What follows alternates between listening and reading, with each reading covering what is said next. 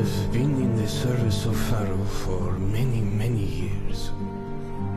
It is my task to write down all that is decided. My father did this before me, and his father before him. We have faithfully recorded and seen much. Pharaoh is our Lord and Master. He is Horus reborn, and will be Osiris in the afterlife. All of Egypt lives and dies by his divine wish.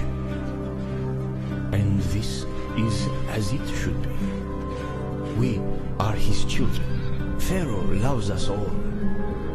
We would conquer the world so that all can know his wise rule. Even if Pharaoh did not ask this, we would do it.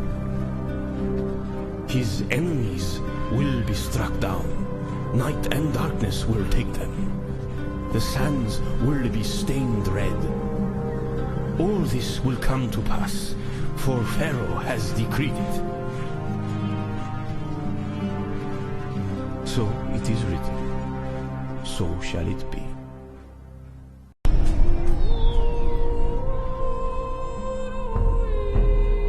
Before my grandfather's grandfather was born, this was our land. These are good places. Our gods live here, in the trees and rivers. They watch over us. We are happy. We hunt. We love. We have families, homes, a good life. But sometimes we must fight. The Romans disturb the gods. They burn the forests. They take what is ours, wives, children, land. And the Romans talk of how they will help us and protect us. They put us to sleep with golden promises. When we wake, all we had is gone, stolen. They take our sons and turn them into little Romans. Ha! So we fight to keep what is ours. What must stay ours. There can be no peace. No peace with Romans, men of stone and iron and lies. There can be only war.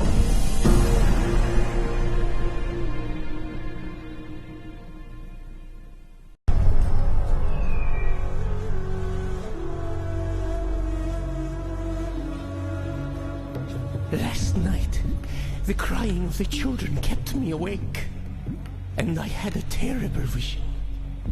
I saw the fall of our city, bleached bones under a harsh sun. Carthage, gone. Why would Baal send such a vision? He is not cruel. He has watched over us. We have had victories aplenty in war. Our merchants sail to all corners of the world. And yet now, I fear I cannot help it. We are the envy of lesser people. They tell terrible lies about us. They do not understand, so they lie. But the Romans, they are the masters of falsehood. War will come. I am sure of it. So I will have no more false visions. And I think the children will be quiet tonight.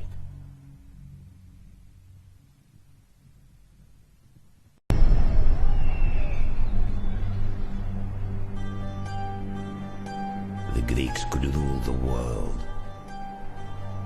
Alexander did. He took a Greek army to the far Indus. There was nothing left to conquer. The world was his. But Alexander is dead. His empire is gone. And so we live in evil days. The free men of Greece have turned on each other instead of their proper enemies, those who envy all the Greeks have done. Alexander must weep if the dead weep. I would weep in his place, but I would also hope. The world turns. What was may come again. The fates still spin the web of men's lives. So now, perhaps the gods wish Greeks to be great again. Perhaps Perhaps a new Alexander will take up the sword. Bring order where there is chaos. Remake the world of men to a better plan. Perhaps.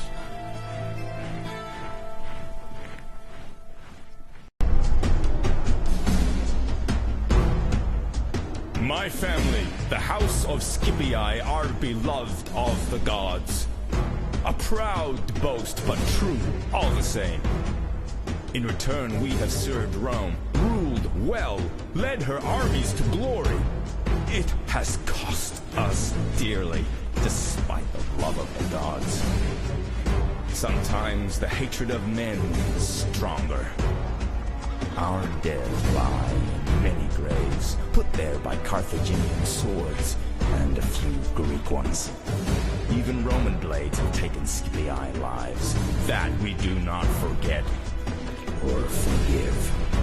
So, now our time has come. The spirits of the dead cry out for blood. I will lead our family in this undertaking. The gods will grant us vengeance.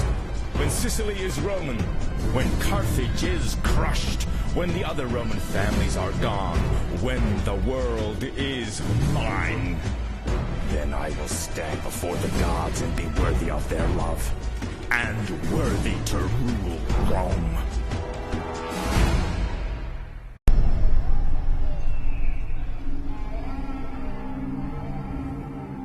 The desert is ours. It is my home. Invaders come here, but they do not leave. They do not understand the desert. They do not understand how it gives life, or how it kills. So they die, and we grow stronger. The dead, now, the dead cannot pass on their newfound wisdom. So invaders keep coming, keep trying to take our lands and our wealth. But then wealth flows through this land. And if our people have one failing, it is the love of wealth. It is sweeter than water. It is more powerful than the sword. For any sword can be turned aside with a gold coin. Gold will buy 1,000 warriors. And 1,000 warriors, why, they are the start of an empire.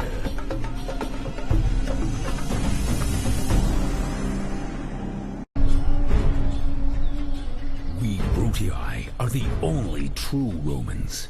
We saved Rome. We drove out the kings. We made the Republic. The family deserve respect for that. Respect and obedience. We know what is best for Rome. New lands, living space, territory, slaves. I know what must be done. The Greeks, they look down their perfumed noses at all Romans, and they hate us. I'm going to give them a reason for hate. When I've crushed them, Roman steel, that's the answer. Roman steel in the Brutii fist. And the other great Roman families, the Scipii, trash. They have no respect for proper Roman ways. For us, the Julii prostitute themselves as if the people matter. Bah. We Brutii must lead Rome.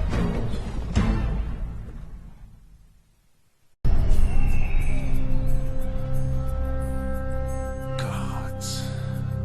I hate Gauls. My grandfather hated them too. Even before they put out his eyes. Did you think I'd be out here on the frontier without good reason? Yes. Rome needs a strong frontier. No! Rome doesn't need unwashed barbarians at her gates. So, that's why I'm here. The leader of the Julii, to bring Roman order to stinking Gauls. Revenge? That'd be good too. This war against the Gauls won't last long. And when it's done, I've got plans. This is all about power. Power in Rome. Going down that road means dealing with all my rivals. The Senate, the Greeks, those Carthaginian elephant riders, the Scipii and the Brutii families too. After all, the man who controls Rome rules the world. And one day, I will be emperor.